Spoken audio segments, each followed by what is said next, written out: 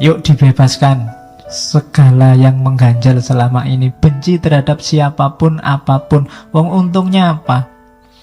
Hari ini kan kita kadang aneh-aneh, tidak ada hubungannya sama sekali sama hidup kita. Ikut-ikutan kita benci, ikut-ikutan kita maki-maki. Di WA, di Facebook itu kan marak sekarang. Ngapain? Wong yo entah yang bener yang mana kan jauh itu sama kehidupan kita. Yo ada pengaruhnya, cuma kan tidak banyak. Ngapain kita sibuk di situ? Mending yang memang jelas manfaatnya.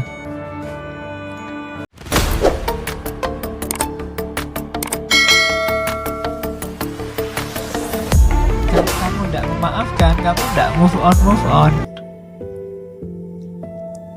Kamu terjebak oleh masa lalu, padahal kamu hidup di masa kini, menuju masa depan.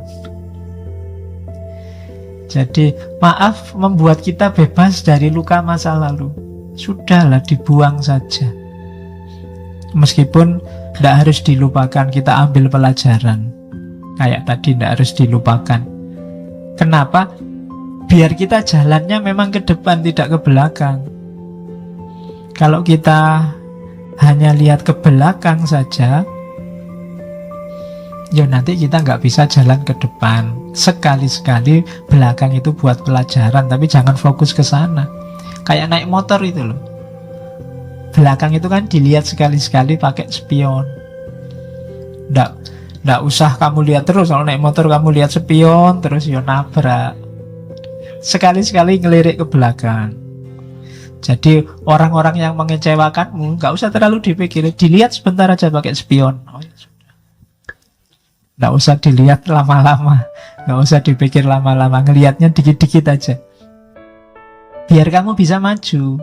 Kalau enggak, kamu mandek di situ, stuck di situ, nggak bergerak, nggak bisa maju. Maka yuk dibebaskan segala yang mengganjal selama ini. Benci terhadap siapapun, apapun. Wong untungnya apa? Hari ini kan kita kadang aneh-aneh, tidak ada hubungannya sama sekali sama hidup kita. Ikut-ikutan kita benci, ikut-ikutan kita maki-maki. Di WA, di Facebook itu kan marak sekarang. Ngapain? Wong yo entah yang bener yang mana kan jauh itu sama kehidupan kita. Yo ada pengaruhnya, cuma kan tidak banyak. Ngapain kita sibuk di situ? Mending yang memang jelas manfaatnya. Oke, yang kedua itu ya. Jadi mari kita singkirkan aja bau kebencian apapun. Tidak usah nyari di orang lain, cari dalam diri kita sendiri. Saya sering bilang kita itu selalu melihat ke orang lain. Kita marah-marah kalau ada orang maki-maki, kalau ada orang mengkafir-kafirkan, ada orang membid'ah-bid'ahkan. Tapi selalu orang lain. Jangan-jangan kita juga begitu. Nganggap orang lain salah, nganggap orang lain keliru, nganggap orang lain tidak pas. Yang pas kita. Itu tadi yang diketawakan oleh Al-Quran kan, kullu hizbin bima ladaihim farihun. Setiap grup, setiap kelompok merasa bangga. Kalau bahasa Jawanya merasa umuk dengan kelompoknya. Maka kita hindari itu, kita bersihkan aja diri kita dari hal-hal yang tidak penting. Di antara cirinya orang baik kan ada hadisnya, min khairi husnil mar'i tarkuhu malayakni. Di antara ciri orang baik itu meninggalkan yang tidak ada hubungannya dengan dirinya. Terus yang ketiga, maaf itu membawa harmoni, kesatuan, kehidupan yang baru. Itu jelas, karena tidak mungkin ada yang baru kalau kita terlalu berat dengan beban lama.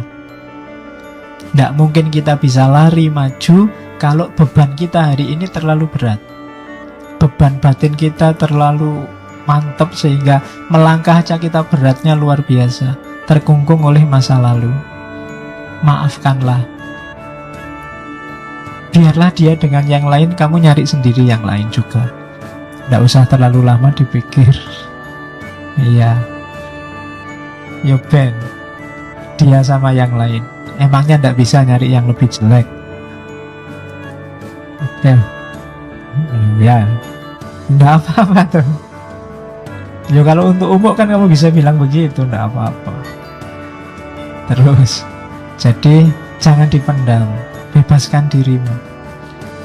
Terus, maaf membuat kita lebih realistis, tidak terpenjara, tidak terkungkung oleh masa lalu. Terus, itu sudah dijelaskan tadi, maaf membuktikan bahwa kita masih manusia yang butuh memaafkan juga butuh dimaafkan. Maaf menunjukkan bahwa ya kita sama-sama manusia yang kadang-kadang juga bisa sama-sama salah. Saya maafkan, siapa tahu besok aku yang butuh dimaafkan. Hari ini kan kita kejam sekali sama orang yang keliru, salah ngomong, keceplosan. Kita tidak memaafkan, pokoknya semua kita laporkan ke polisi. Mbok coba, jangan-jangan besok kita yang keceplosan ngomong, jangan-jangan besok kita yang salah bicara. Kan sengsara juga kalau tiba-tiba salah ngomong terus dilaporkan polisi. Wong tadi niatnya guyon ya, tapi karena sudah terlanjur benci ya dilaporkan polisi. Jangan-jangan besok menimpa kita juga. Maka hendaklah kita budayakan memaafkan. Kalau orangnya sudah memang minta maaf, ya kita maafkan. Karena siapa tahu besok kita yang butuh dimaafkan. Jadi peradaban yang saya bilang tadi, pemaafan itu levelnya tidak hanya level adil. Ya memang adilnya orang salah itu dihukum. Cuma pemaafan itu melampaui adil. Dia ada di level ihsan. Kan lebih enak jadi orang mulia. Di atasnya sekedar adil. Jadi maaf menunjukkan bahwa kita ini manusia bisa salah. Kalau orang lain minta maaf, ya kita maafkan. Karena siapa tahu besok kita yang butuh dimaafkan. Yang terakhir di catatan saya, mengapa harus memaafkan? Maaf itu membuat kita punya energi lebih. Yaitu logikanya matematika. Kemarin energi kita pakai untuk membenci orang, untuk merancang balas dendam ke orang yang membuat salah pada kita. Ini kan energinya besar. Energi besar ini begitu kita memaafkan, bisa kita manfaatkan ke yang lain, yang lebih penting, yang lebih manfaat daripada pikiran yang negatif, rancangan hidup yang negatif hanya untuk balas dendam, hanya untuk membenci orang lain. Sudahlah, kita maafkan saja, kita rancang hidup kita secara lebih positif dengan energi yang fokusnya ke sana. Itu manfaatnya memaafkan. Alasannya itu. Jadi kalau ada yang tanya mengapa harus memaafkan, yang pertama, kamu akan lebih tenang. Yang kedua, kita tidak akan terkungkung oleh masa lalu. Yang ketiga, ya biar hidup ini lebih cerah, lebih harmonis. Yang keempat, ya memang kita masih manusia. Manusia itu tempatnya khilaf, tempatnya salah, maka kita memaafkan, siapa tahu besok kita yang butuh dimaafkan. Dan yang terakhir, dengan memaafkan, energi kita untuk membenci, untuk balas dendam, untuk ingat-ingat salahnya orang lain bisa dimanfaatkan ke arah yang lebih positif. Maka budayakan hidup memaafkan. Tapi ada kalanya orang tidak mau memaafkan. Banyak alasannya. Di catatan saya ada beberapa. Mengapa ada orang tidak memaafkan? Jawabannya kayak tadi. Orang menganggap memaafkan itu lemah. Orang lebih memilih hidup harus adil. Salah ya dihukum. Keliru ya harus dikasih sanksi. Jadi ada yang pakai argumen itu. Agama kan ada hitung-hitungannya. Kalau orang minum khamr, hukumannya semacam ini. Kalau orang zina, hukumannya semacam ini. Nah, ini tuntutan adil. Itu bikin orang tidak memaafkan. Jadi paradigma adil, apa tidak boleh? Ya boleh. Cuma levelnya beda dengan pemaafan tadi. Agama kan ada itu banyak hukum-hukum syariat, harus begini, harus begitu kan itu.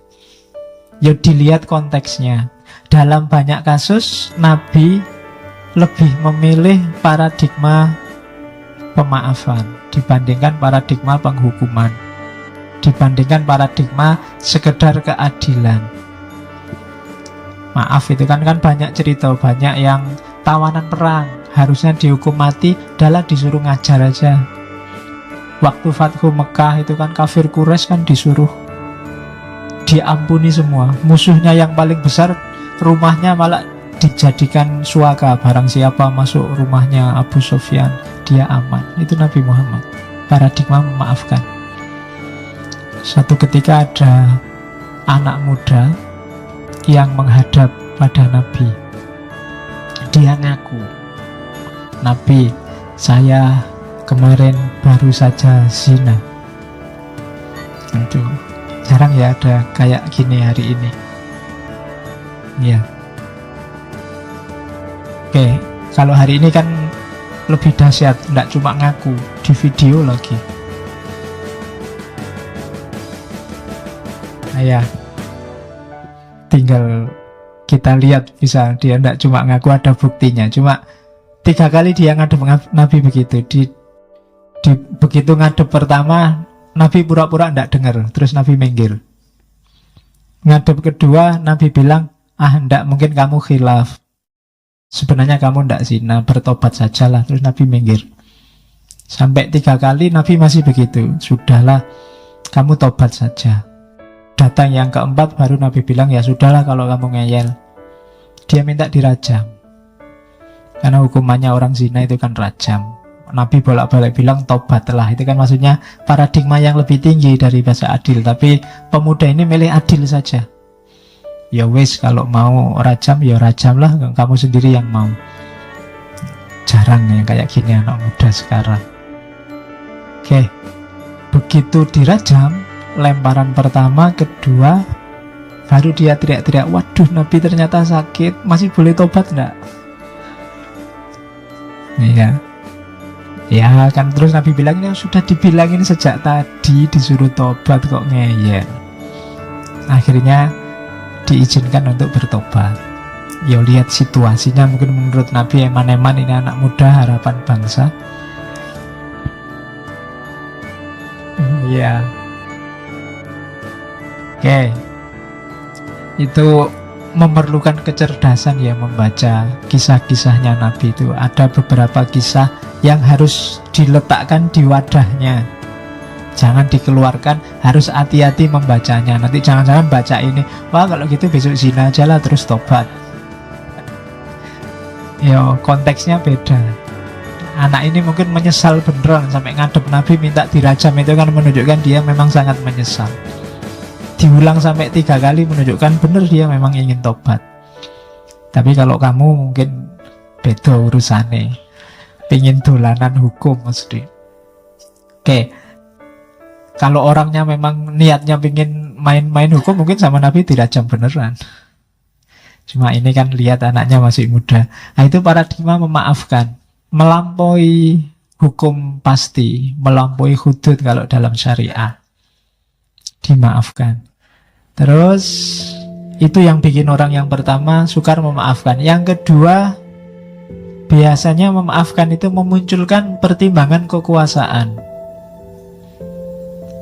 Enggak, saya tidak akan memaafkan. Nanti saya dianggap lemah, dianggap inferior. Emangnya siapa aku?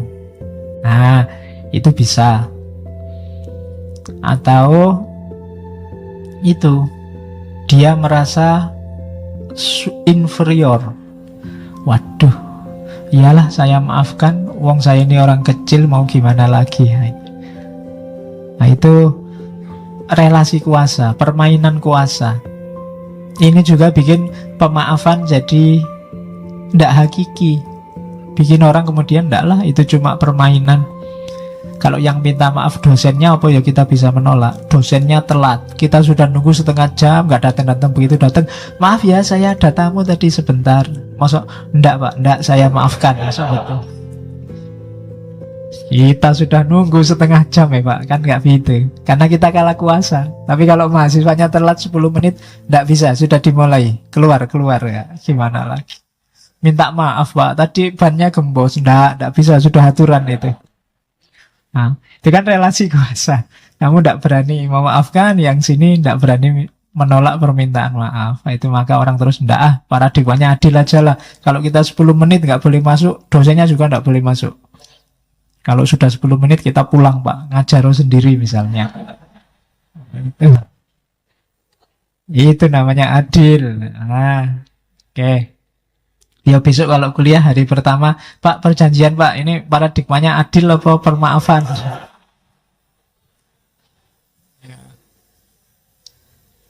Oke, nah, nanti kalau dosennya yang pinter, buat kamu yang adil, buat saya pemaafan.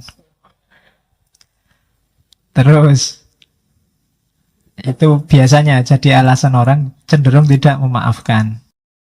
Bertentangan dengan keadilan. Harus keadilan yang nomor satu didahulukan. Nah itu bikin orang terus tidak memaafkan. Salah ya harus dihukum.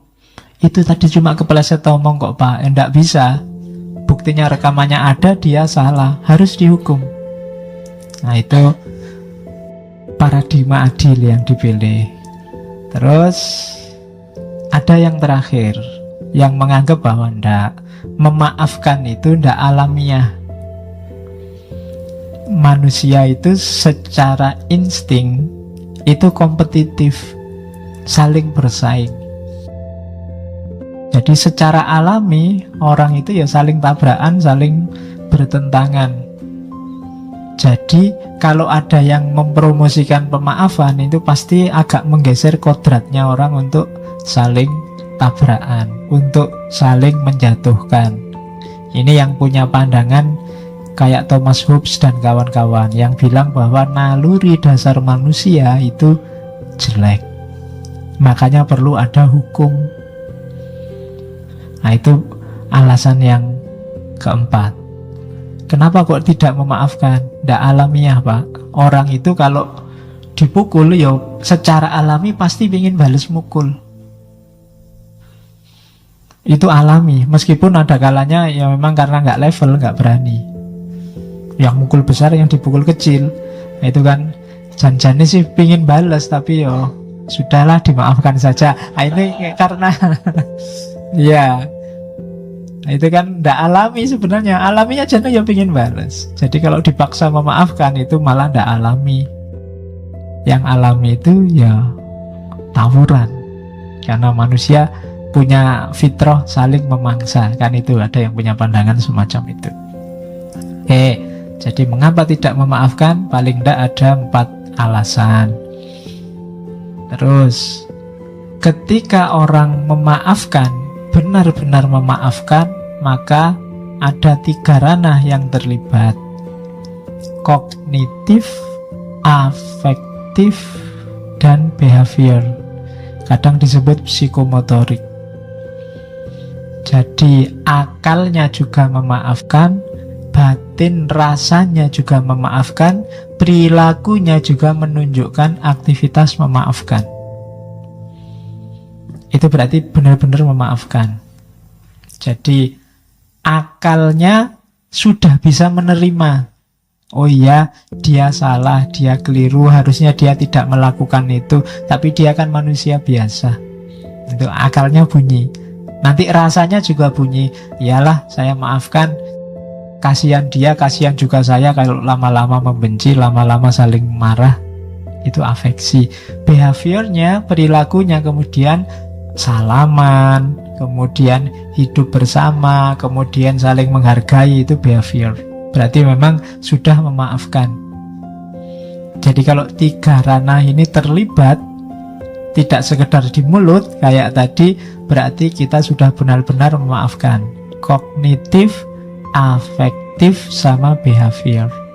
Perilaku kita menunjukkan memaafkan, batin kita memang memaafkan perbuatannya, dan akal kita memaklumi apa yang sudah dilakukan, itu berarti kita sudah benar memaafkan. Memaafkan tapi behaviornya tidak begitu, masih lirik-lirikan, masih caci maki, ya berarti belum. Hatinya masih belum. Ya saya maafkan tapi masih agak ganjel gimana ya kok, berarti belum. Akalnya juga masih, saya belum bisa menerima, perbuatanmu terlalu kejam padaku. Nah, itu berarti juga belum. Kalau tiga-tiganya kombinasi kognisi, afeksi, behaviornya sudah memaafkan, itulah namanya memaafkan. Kalau belum ya memang sebenarnya masih berat. Dan tidak masalah, ada prosesnya, tidak bisa langsung. Oke, ini agak ngulang kayak tadi. Mengapa harus memaafkan? Ya depresi, marah, mencegah balas dendam, meningkatkan kualitas hubungan. Kadang-kadang kemarahan kita, ketika kita tidak mau memaafkan, itu yang terjadi rangkaian balas dendam. Saya mukul, kemudian kamu tidak terima, kurang ajar aku dipukul, balas mukul. Loh kak, kamu balasnya 2 kali, tak balas lagi. Loh kamu, ya rangkaian kayak Amerika waktu diserang 911, tidak dimaafkan terorisnya, dikejar kemana-mana sampai ke Afghanistan, ke Irak. Akhirnya kan rangkaian kekerasannya nggak habis sampai sekarang. Jadi semuanya dibakar oleh kemarahan sampai hari ini.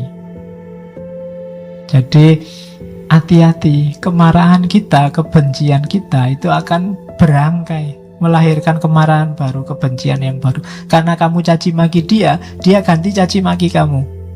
Kamu balasnya lebih dahsyat, dia lebih dahsyat lagi. Kamu ngomong 1 jenis binatang, dia ngomong 3 jenis binatang.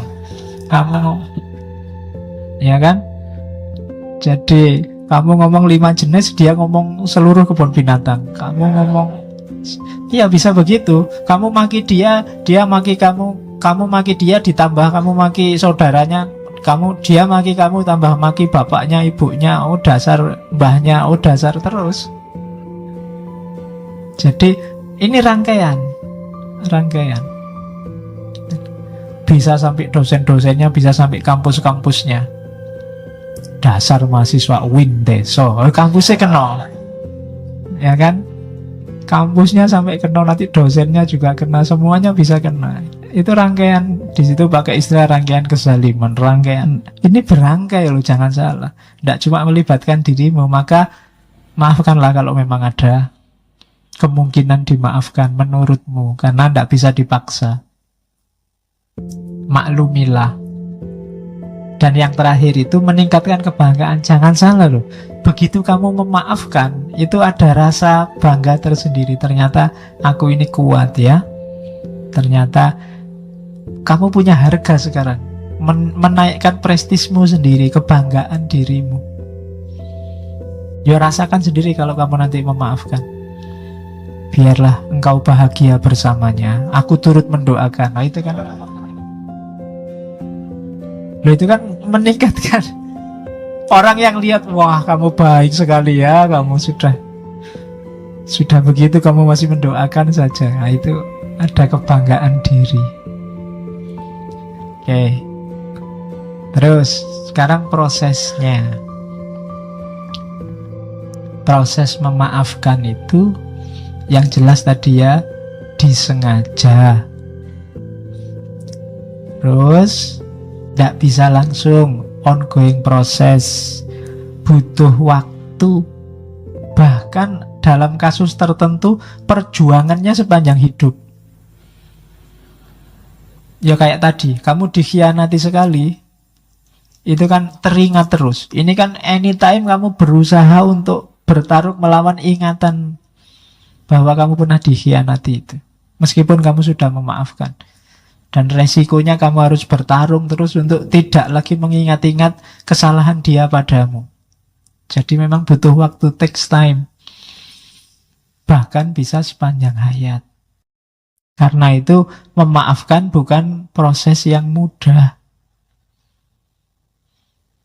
Kemudian Pemaafan juga sifatnya aktif, tidak pasif, tidak nunggu. Ya kapan-kapan kalau saya sadar saya maafkan, tidak. Kamu harus berusaha bergerak untuk memaafkan. Kalau nunggu sampai batinmu siap memaafkan, ya tidak siap-siap. Karena memang karakter kita kalau ada orang salah ya memang ingin balas kayak tadi bawaan. Maka jangan ditunggu sampai kamu siap memaafkan, tapi berusahalah untuk bisa memaafkan. Berjuanglah.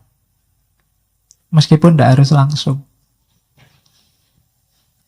Kemarahan yang ada di dadamu taklukkanlah pelan-pelan. Tidak harus ke susu. Carikan dasar yang kuat. Biar nggak sekedar ditutup-tutupi, tapi memang secara sadar dimaafkan. Karena kalau cuma ditutup-tutupi, pada saatnya bisa meledak. Tapi usahakan ya memaafkan yang benar. Maka itu sifatnya aktif. Tidak pasif. Jadi memaafkan itu justru menunjukkan keaktifan. Bukan menunggu orang minta maaf. Kemudian dari dalam. Jadi bereskan dalam dulu. Baru nanti ekspresi keluarnya bagus. Kalau di dalamnya belum beres, keluarnya ya tidak akan beres. Pura-pura saja. Kalau ketemu senyum tapi begitu lewat, melirik. Ya kan? Kalau ketemu ngomongnya enak-enak, di belakang ngomongnya jelek-jelek, berarti belum memaafkan. Maka bereskan dulu yang di dalam sini. Kalau masih belum ya ngomong, saya sedang berusaha untuk memaafkanmu, mohon maaf ya, ini masih perjuangan, kan biasa aja.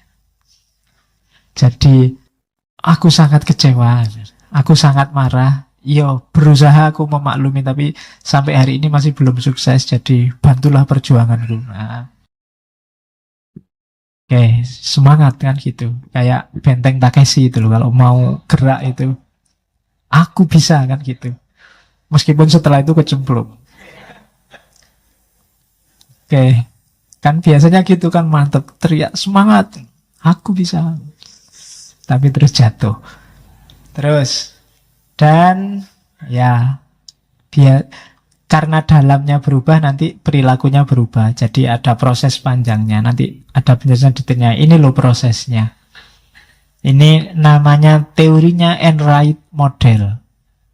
Yang punya teori Robert Enright. Dari bukunya Forgiveness is a Choice. Memaafkan itu pilihan. Itu hak kita. Mau memaafkan atau tidak memaafkan. Ya, kalau kita mau memaafkan, nikmati manfaatnya. Dan kalau tidak mau memaafkan, ya nikmati juga beratnya menanggung kemarahan dan kebencian. Oke. Silahkan diminum dulu. Yang sudah habis boleh ngambil lagi kalau masih ada.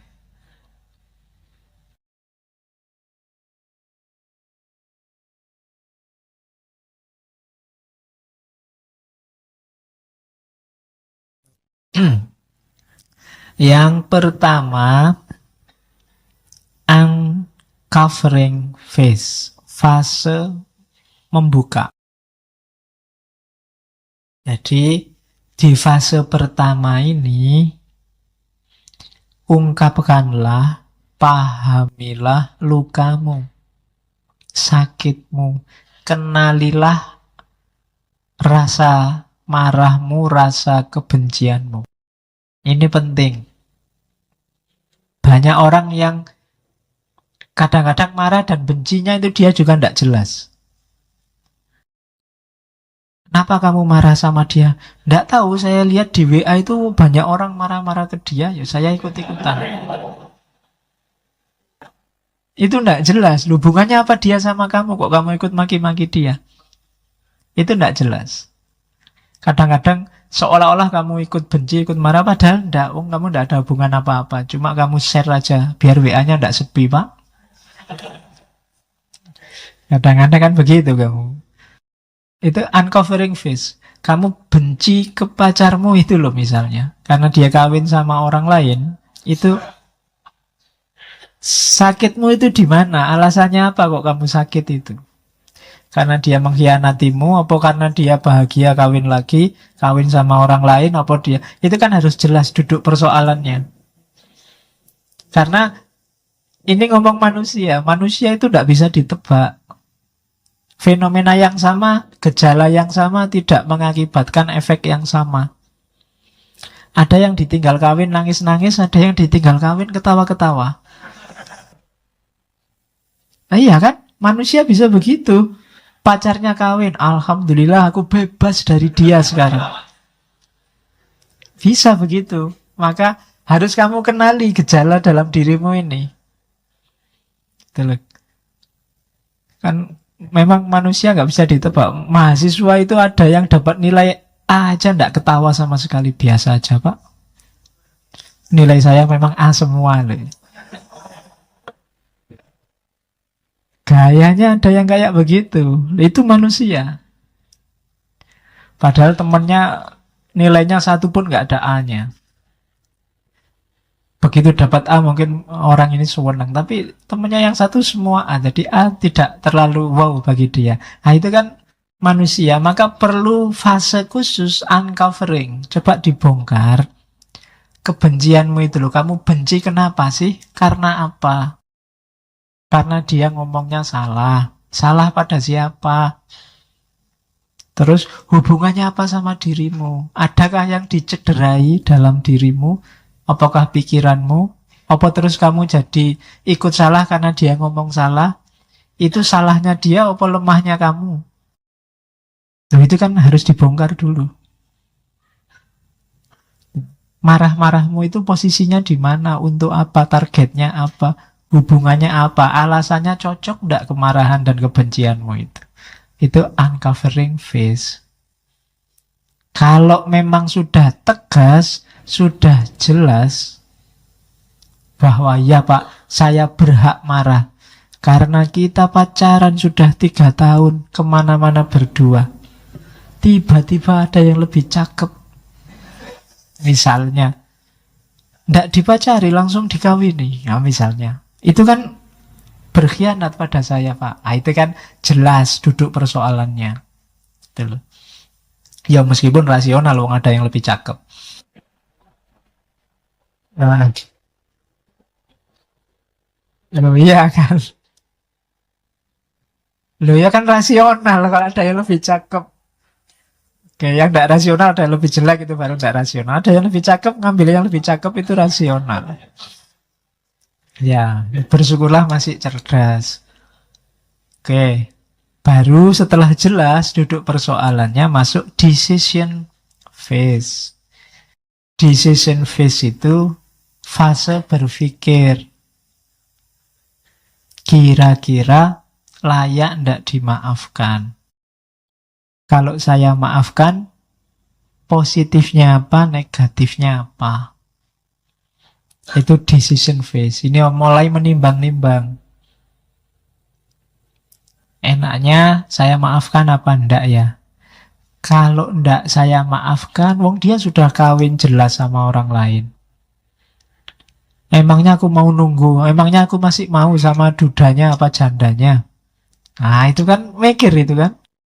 Itu namanya decision phase. Mikir. Iyalah ngapain terus dia tak pikir terus. Wong dia sudah sama orang lain. Mestinya seneng-seneng sama orang lain. Sudahlah. Di-delete aja. Kontrol Alt-Del. Iya, pokoknya di-delete. Pokoknya bahkan dari recycle bin juga dibuang. Ya, pokoknya ya nanti kamu nulislah ku buang namamu dari recycle bin. Jadi untuk mengembalikan butuh servis. Tidak bisa lagi otomatis. Nah, itu decision phase. Masa menentukan. Kamu mempertimbangkan kira-kira layak dimaafkan apa enggak. Kalau sudah, ya saya maafkan. Ngapain capek-capek aku mikir dia terus. Baru masuk ke work phase. Work phase ini malah kerja memaafkan. Iyalah saya maklumi, saya paham, kamu milih yang lebih cakep. Alhamdulillah, akalmu masih jalan. Ya, berarti kamu pinter. Ya saya dulu nggak salah pilih milih kamu meskipun kamu milih orang lain. Nah, itu work face, kerja sekarang. Lebih lebih melihat sisi positifnya. Ada yang pengalaman pribadi, Boh. Jadi orang yang mengecewakanmu sekarang sudah tidak kamu lihat lagi sebagai sosok yang menyakitimu. Sudut pandangnya sudah geser. Kamu lihat dia sebagai manusia biasa yang mungkin salah. Dia juga punya perspektif positif sendiri. Dan kamu berusaha memahami jalannya dia berpikir. Sampai kamu memaklumi. Oh ya pantas, memang situasinya begitu. Nah, oke, saya maklum. Saya maafkan. Sekarang kita jalan sendiri-sendiri, yaitu work face. Aku tidak benci kamu, aku juga tidak marah lagi. Aku sekarang mau cari lagi yang lebih dari kamu. Ya, oke, itu work face, kerja. Terus, biasanya ketika orang sudah memaafkan, melalui fase work face, ini level spiritualnya agak naik, memasuki deepening phase. Dia muncul kebanggaan diri tadi, mulai paham, oh memang manusia itu begitu. Oh memang orang itu bisa salah, bisa keliru, dan kita maafkan. Karena mungkin besok aku yang butuh minta maaf, itu deepening phase. Jadi, uncovering phase, decision phase, work phase, deepening phase. Ini proses ketika orang memaafkan. Pahami lukamu, putuskan kamu mau memaafkan atau tidak. Kalau sudah kamu putuskan memaafkan, jalankan itu. Dan deepening phase, renungkan, perdalam, biar gak asal. Terus, variabelnya sekarang. Untuk mendukung pemaafan, biasanya ada beberapa faktor yang mempengaruhi. Di catatan saya ada 5. Yang pertama, empati. Empati itu kemampuan seseorang melakukan transposisi. Transposisi itu memposisikan dirinya di posisi orang yang diempati. Oh iya ya, kamu milih yang lain yang lebih cakep. Ya maklum sih, kalau aku sendiri dapat yang lebih cakep, kamu juga tak tinggal kok. Itu namanya empati. Bisa memposisikan diri di posisinya dia. Iyalah, paham, aku ngerti, aku sendiri juga gitu kok. Itu empati. Jadi kemampuan berempati itu menentukan orang bisa memaafkan apa enggak. Tapi kalau tidak bisa empati biasanya agak berat. Oke, yang kedua atribusi. Atribusi ini cara kita memandang, cara kita melabeli, mensifati pelaku dan kesalahannya. Salahnya apa? Gara-gara kesalahan ini kita pandang dia sebagai apa, itu menentukan pemaafan kita. Ada orang dengan kesalahan yang menurut orang lain kecil, tapi bagi orang tertentu ini kesalahan besar. Kamu jangan melecehkan temanku ini loh ya, karena saya kalau sama teman nggak bisa ditawar. Tapi bagi yang lain, teman itu biasa, asal jangan melecehkan bapakku ya. Asal jangan melecehkan kampusku, dosenku ya. Itu atribusi namanya, cara melihat pelaku dan kesalahannya. Ada yang kesalahan kecil, tapi bagi orang tertentu ini besar loh kesalahan ini. Ada yang kesalahan besar, bagi orang tertentu kecil. Ini juga berpengaruh dalam pemaafan.